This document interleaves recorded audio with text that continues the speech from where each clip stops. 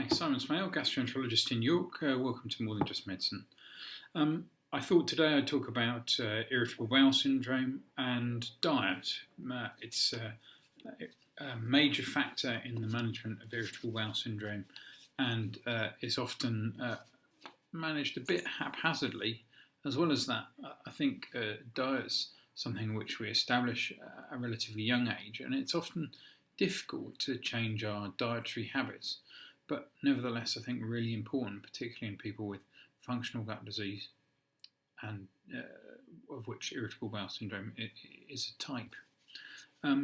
Now, the first thing that the National Institute for Clinical Excellence guidance says is that people should take regular meals, and for most people that's 3 meals a day and perhaps a couple of snacks, and that's good starting advice. The number of patients I see in clinic who are eating very haphazardly, eating all of their calories in one meal at the end of the day, and then expecting their guts to behave normally.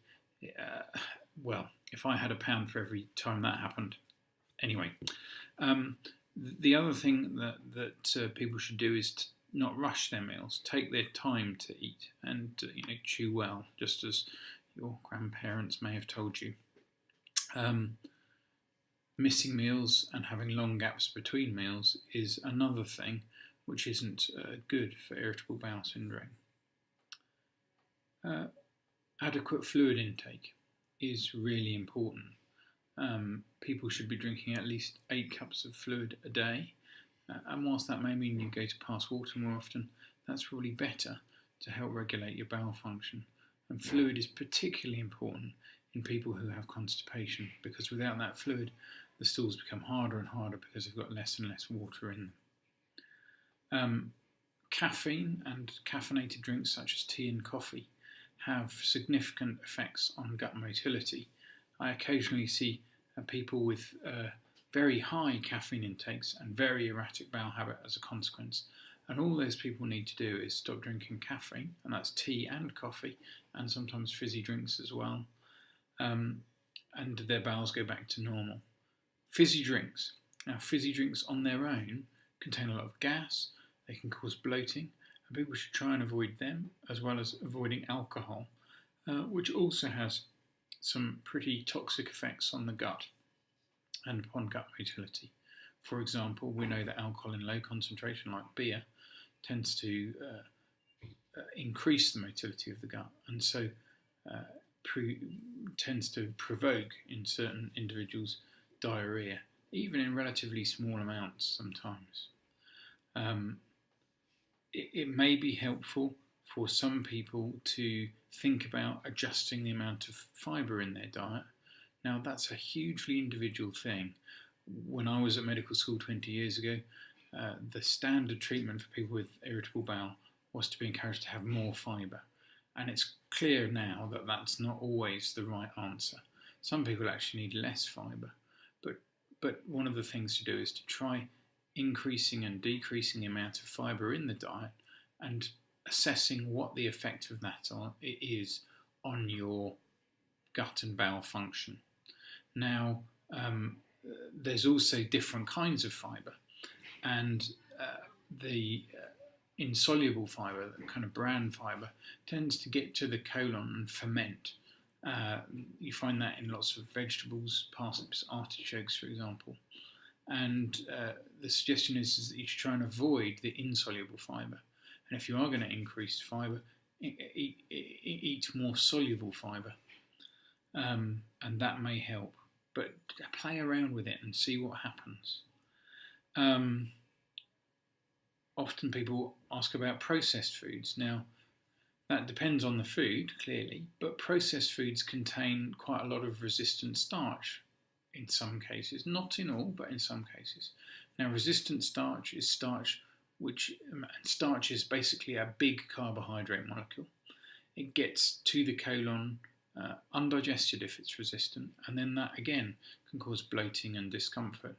And so the suggestion is that people try and avoid resistant starch, which is found in some processed foods.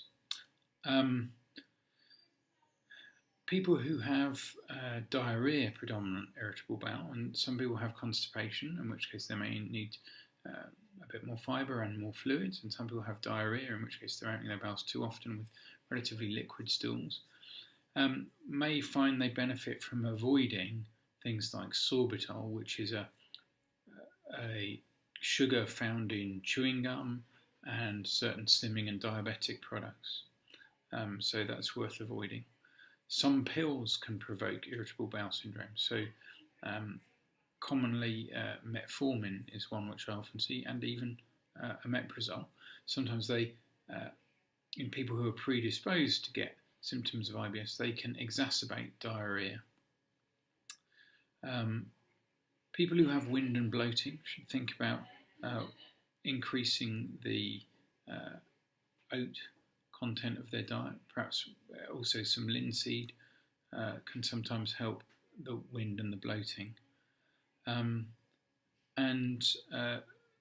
Then if you've done all of those things, you're avoiding caffeine, you're eating regularly, you're having a couple of regular snacks, you're avoiding your resistant starch, at that point, assuming that you're doing all those things, it's worth then considering whether a specific exclusion diet is of benefit.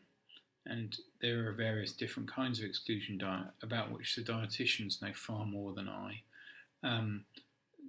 But to name a couple, some people are sensitive, not allergic, but sensitive to wheat. And when they eat wheat, they get more symptoms and more bloating. And for them, it's about avoiding wheat. Some people find that dairy produced lactose upsets them, and it's worth experimenting with that.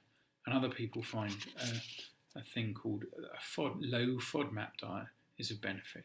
And there is an app for a low FODMAP diet which you can download over the web, although the evidence suggests that a FODMAP diet is best undertaken with the support and supervision of an appropriately trained professional, such as a dietitian. Again, many of the diets are quite difficult to do, particularly the exclusion diets, and they shouldn't really be sustained in a very long-term basis without some professional support, because there's a risk of people excluding nutrients which they really need. So I hope that's been of some help. Thanks for your time.